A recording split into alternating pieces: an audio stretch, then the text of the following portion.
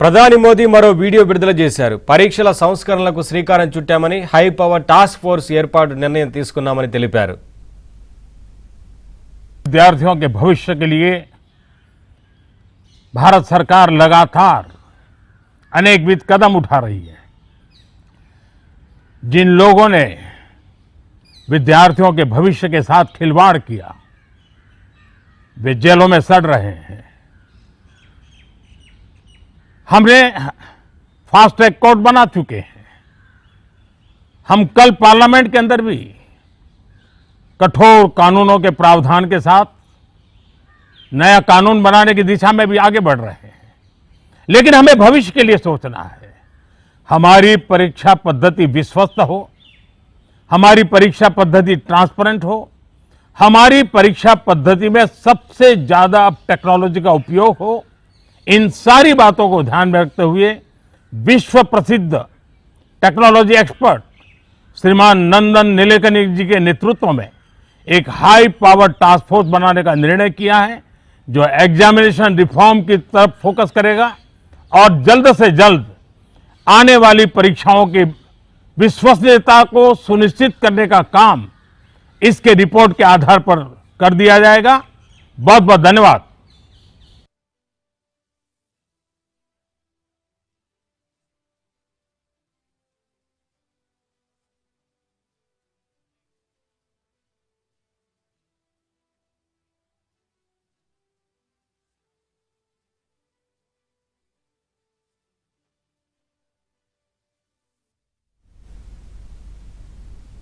ఇదే అంశంపై మరింత సమాచారం మా ఢిల్లీ బ్యూరో చీఫ్ కృష్ణ అందిస్తారు. కృష్ణ, ప్రధాని మోదీ మరో వీడియో విడుదల చేసినట్టు తెలుస్తా ఉంది కదా, ఏం వివరించారు క్లుప్తంగా? నవీన్, ఇటీవల ఏదైతే ఎన్టీఏ నిర్వహించినటువంటి నీట్ యూజీసీ వంటి పోటీ పరీక్షలలో అవకతవకలు, పేపర్ లీకేజీ ఆరోపణలు వచ్చిన నేపథ్యంలో పరీక్ష విధానాన్ని పూర్తిగా ప్రక్షాళన చేయడానికి కేంద్ర ప్రభుత్వం ఉన్నత స్థాయి టాస్క్ ఫోర్స్ ను ఏర్పాటు చేసింది. ఆ టాస్క్ ఫోర్స్ కు సంబంధించినటువంటి వీడియోని ప్రధాని మోదీ ఇప్పుడు విడుదల చేశారు.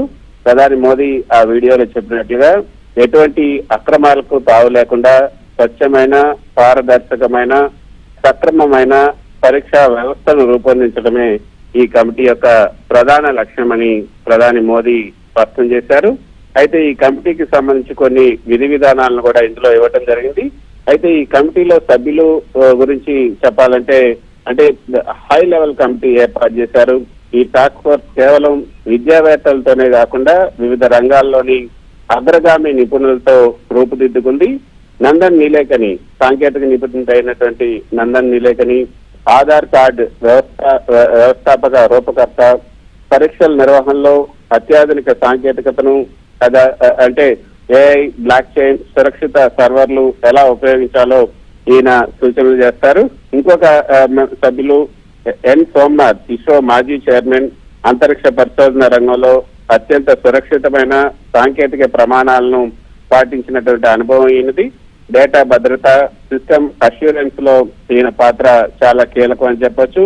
ఇక మూడో సభ్యుడు ఐబీ మాజీ డైరెక్టర్ తపన్ దేకా, నిఘా విభాగం, ఇంటెలిజెన్స్ బ్యూరో మాజీ అధిపతి, సైబర్ భద్రత, పేపర్ లీకేజ్ నెట్వర్క్లను అరికట్టడం, గోప్యతను కాపాడటంలో భద్రతా కోణాన్ని కూడా ఈయన పర్యవేక్షిస్తారు. మరో సభ్యులు ఐఐటి మద్రాస్ డైరెక్టర్ అయినటువంటి ప్రొఫెసర్ వి కామ్కోటి, భారతదేశపు మొదటి స్వదేశీ మైక్రో ప్రాసెసర్ శక్తి రూపకల్పనలో కీలక పాత్ర పోషించినటువంటి కంప్యూటర్ సైన్స్ దిగ్గజం ప్రొఫెసర్ వి కామ్కోటి, ఈయన కూడా ఈ కమిటీలో, ఈ టాస్క్ ఫోర్స్ కమిటీలో సభ్యులుగా ఉన్నారు. డిజిటల్ పరీక్షల భద్రత, ఏఐ ఆధారిత పర్యవేక్షణ పైన ఈయన దృష్టి సారిస్తారు. ఇక మరో సభ్యులు మాజీ విద్యాశాఖ కార్యదర్శి, సిబిఎస్ఈ మాజీ చైర్పర్సన్ అయినటువంటి అనితా కర్వాల్, ఈయన విద్యా పరిపాలన, సిబిఎస్ఈ బోర్డు పరీక్షల నిర్వహణలో విస్తృత అనుభవం ఉన్నటువంటి అధికారిని. మరో అధికారి అమృత్ లాల్ మీనా, లాజిస్టిక్ నిపుణులు, కోట్ల సంఖ్యలో జనాభా ఉన్నటువంటి దేశంలో ప్రశ్నాపత్రాల సరఫరా, రవాణా, కేంద్రాల వద్ద లభ్యత, ఈ లాజిస్టిక్ మేనేజ్మెంట్ లో ఈయన సూచనలు అందిస్తారు. ఇక ఈ యొక్క సాంకేతికను వినియోగించుకొని ప్రశ్నాపత్రాల ఈ టర్మ్స్ ఆఫ్ రిఫరెన్స్ కూడా, ఈ కమిటీ యొక్క టర్మ్స్ ఆఫ్ రిఫరెన్స్ కూడా ఇవ్వటం జరిగింది. అందులో మొదటిది సాంకేతికత వినియోగం. ప్రశ్నాపత్రాల రూపకల్పన నుంచి ఫలితాల విడుదల వరకు ప్రతి దశలోనూ మానవ జోక్యాన్ని తగ్గించి సాంకేతికతను గరిష్టంగా ఉపయోగించడం. డిజిటల్ ఎన్క్రిప్షన్ ఏదైతే ఉందో, డిజిటల్ ఎన్క్రిప్షన్ ద్వారా చివరి నిమిషంలో మాత్రమే కేంద్రాలకు ప్రశ్నాపత్రాలు చేరేలా చూడాలన్న ఒక టర్మ్స్ ఆఫ్ రిఫరెన్స్ కూడా ఇందులో ఏర్పాటు చేశారు. మరో రెండో టర్మ్స్ ఆఫ్ రిఫరెన్స్ పరీక్షల ప్రక్రియ సమగ్ర సమీక్షను కూడా ఇందులో చేర్చారు. ఎన్టీఏ ప్రస్తుత పనితీరు, పరీక్షల నిర్వహణ పద్ధతులు, లోపాలను కూడా గుర్తించడం, ప్రశ్నాపత్రాల ప్రింటింగ్, స్టోరేజ్, ట్రాన్స్పోర్టేషన్ లో ఉన్నటువంటి భద్రతా లోపాలను కూడా సరిదిద్దాలన్న ఒక నిబంధనను కూడా ఈ కమిటీకి ఇవ్వటం జరిగింది.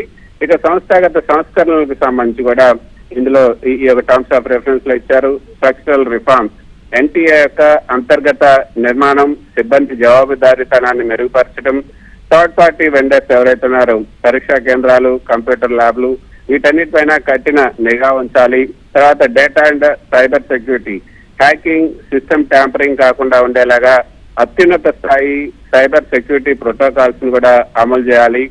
వీటన్నిటితో ఒక టర్మ్స్ ఆఫ్ రిఫరెన్స్ కూడా, విధి విధానాలను కూడా ఈ హై పవర్ కమిటీకి ఇవ్వటం జరిగింది. అయితే విభిన్న రంగాల కలయిక ఏదైతే సాధారణంగా విద్యా సంబంధిత కమిటీల్లో అధికారులు మాత్రమే ఉంటారు, కానీ ఇందులో technology, investigation, logistics, space technology నిపుణులు ఉండటం వల్ల అత్యున్నత ప్రమాణాలు అందుబాటులోకి వస్తాయి. ఇక నందన్ నీలేకని కోట్లాది మంది డేటాను సురక్షితంగా నిర్వహించే సాంకేతికత పైన నీలేకనికి ఉన్నటువంటి అనుభవం ఎన్టీకి ఎంతో ఉపయోగపడుతుంది. ఆధార్ కార్డు యొక్క రూపకర్త నందన్ నీలేకని మనందరికీ తెలుసు. సో ఆయన నేతృత్వంలో ఉన్నటువంటి హై పవర్ కమిటీ ఖచ్చితంగా ఈ ఎన్టీఏకి ఎంతో ఉపయోగపడుతుందని భారత ప్రధాని మోదీ చెప్పడం జరిగింది. ఇక పారదర్శకత లోపించి విద్యార్థుల్లో పోయినటువంటి విశ్వాసాన్ని తిరిగి పునరుద్ధరించడానికి ఇటువంటి దిగ్గజాలతో కూడినటువంటి కమిటీ తోడ్పడుతుంది.